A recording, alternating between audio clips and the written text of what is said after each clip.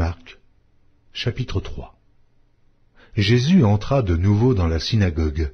Il s'y trouvait un homme qui avait la main sèche.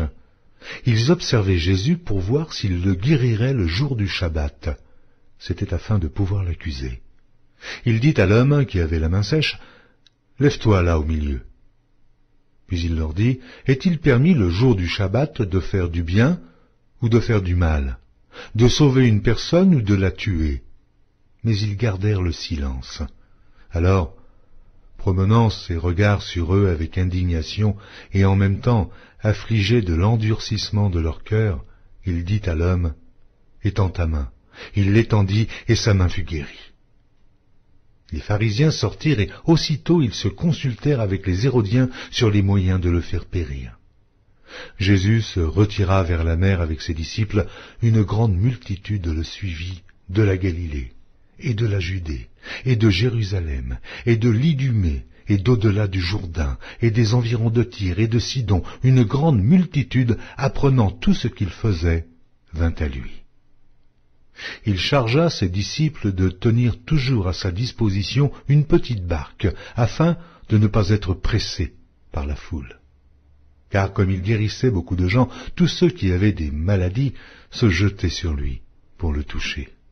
Les esprits impurs, quand ils le voyaient, se prosternaient devant lui et s'écriaient « Tu es le Fils de Dieu !» Mais il leur recommandait très sévèrement de ne pas le faire connaître.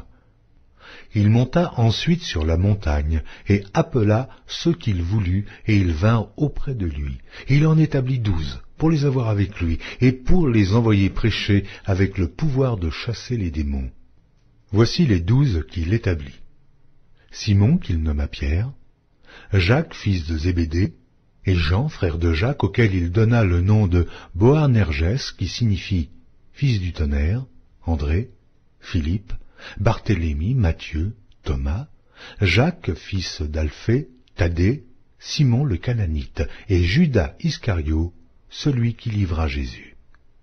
Ils se rendirent à la maison, et la foule s'assembla de nouveau, en sorte qu'ils ne pouvaient pas même prendre leur repas. Les parents de Jésus, ayant appris ce qui se passait, vinrent pour se saisir de lui, car ils disaient « Il est hors de sens ». Et les scribes, qui étaient descendus de Jérusalem, dirent « Il est possédé de Béelzébul. C'est par le prince des démons qu'il chasse les démons. » Jésus les appela et leur dit sous forme de parabole « Comment Satan peut-il chasser Satan?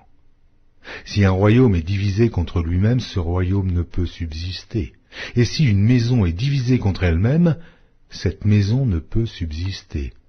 Si donc Satan se révolte contre lui-même, il est divisé, et il ne peut subsister, mais c'en est fait de lui.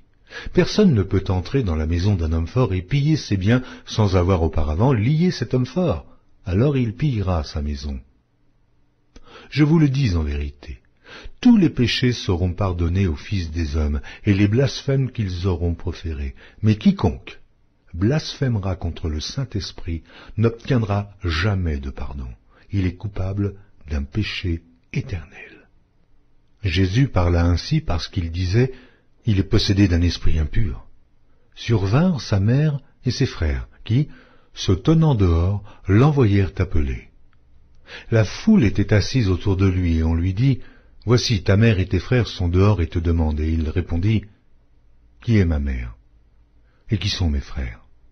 Puis, jetant les regards sur ceux qui étaient assis autour de lui, « Voici, dit-il, ma mère et mes frères, car quiconque fait la volonté de Dieu, celui-là est mon frère, ma sœur et ma mère. »